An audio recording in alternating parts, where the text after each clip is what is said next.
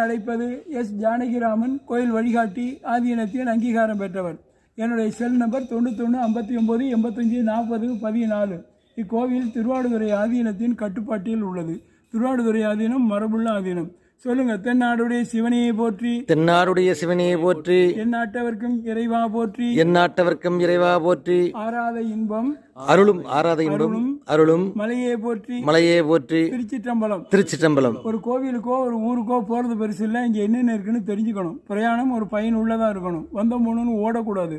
ஆலயங்கள்னாலே சிறப்புகள் இருக்குது. ஆவுடையார் கோயிலில் மட்டும் சிறப்பு இல்லை, அனைத்து கோயில்களிலும் சிறப்பு இருக்குது. புதுக்கோட்டை மாவட்டத்தில் பெரிய கோவில் இது. சிறப்புகள் அதிகம் உள்ள கோவில் இது.